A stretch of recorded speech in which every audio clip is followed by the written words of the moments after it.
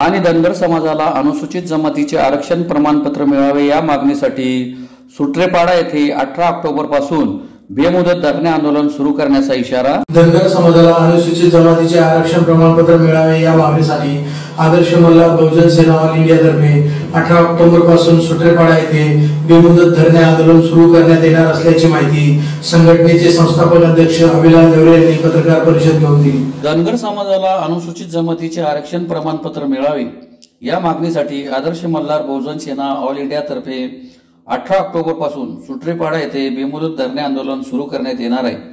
या आंदोलनात समाज बांधवांसह मुख्यमंत्री कार्य प्रशिक्षण योजनेतील प्रशिक्षणार्थी देखील सहभागी होणार असल्याची माहिती संघटनेचे संस्थापक अध्यक्ष अभिलाल देवरे यांनी धुळे येथे पत्रकार परिषद घेऊन दिली। देवरे यांनी सांगितले की आंदोलनाचा उद्देश धनगर समाजाला न्याय मिळवून देणे असून शासनाने तात्काळ एसटी प्रमाणपत्र देऊन आरक्षणाच्या सर्व लाभांचा अंमल करावा। आंदोलन करणाऱ्या नागरिकांवर दडपशाही अथवा गुन्हे दाखल करू नये। जातीय भेदभाव करणाऱ्या अधिकाऱ्यांना तात्काळ निलंबन व कायदेशीर कारवाई करावी।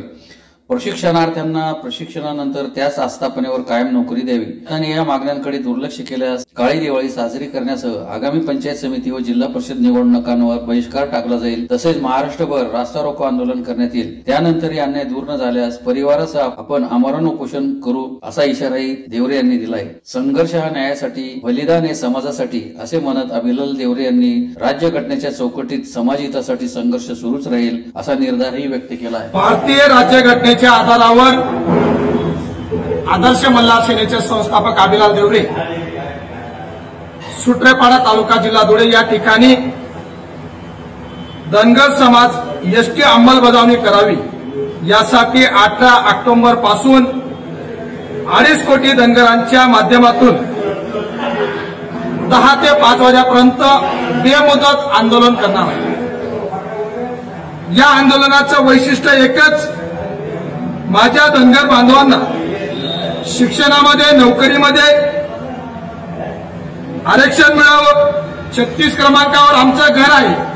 आमच्या घराला डावलत तुम्ही आमच्याशी राजकारण करू नये।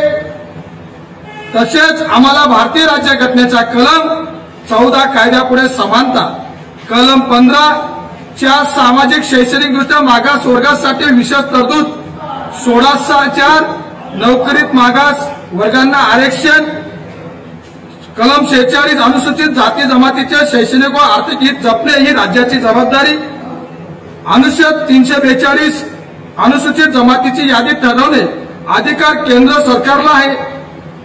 आंतरराष्ट्रीय मानवाधिकार जाहीरनामात एवढा 1948 अनुच्छेद 2 जन्म, वंश, जात, धर्म, भाषा या भेदभाव मनाई, अनुच्छेद 23 समान कामास समान रोजगाराचा हक्क, अनुच्छेद 26 शिक्षणाचा समान अधिकार, एवढं असताना आमच्या धनगर बांधवांना तुम्ही अंमलबजावणी का करत नाही हा प्रश्न विचारण्यासाठी 2.5 कोटी धनगरांच्या वतीने अभिलाल देवरे प्रश्न विचारत आहे।